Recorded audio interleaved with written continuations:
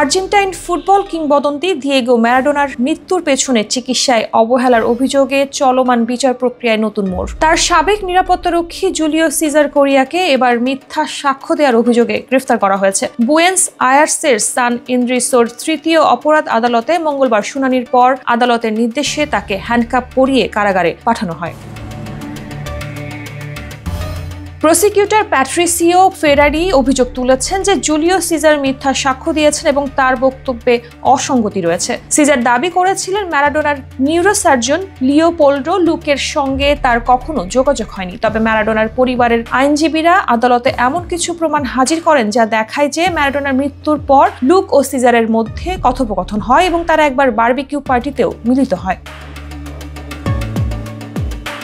এই তথ্য প্রকাশ্যে আসার পরই প্রসিকিউটররা সিজারকে মিথ্যুক আখ্যা দিয়ে তার গ্রেফতারের আবেদন করেন। বিচারক সেই আবেদন আমলে নিয়ে তার বিরুদ্ধে মামলা পরিচালনার নির্দেশ দেন। অপরাধ প্রমাণিত হলে সিজারের সর্বোচ্চ 5 বছরের কারাদণ্ড হতে পারে।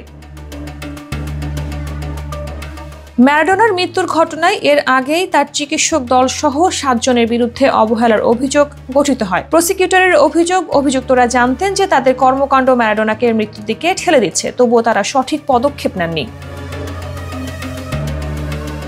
2020 সালের 25 নভেম্বর 60 বছর বয়সী ম্যারাডোনাকে নিজ ঘরের বিছানায় মৃত অবস্থায় পাওয়া যায়। মস্তিষ্কের অস্ত্রোপচারের পর বাড়িতে বিশ্রামে থাকা অবস্থায় তার মৃত্যু ঘটে। এরপরই চিকিৎসার অবহেলা ও গাফিলতির অভিযোগে বিশ্বজুড়ে তীব্র আলোচনা শুরু হয়।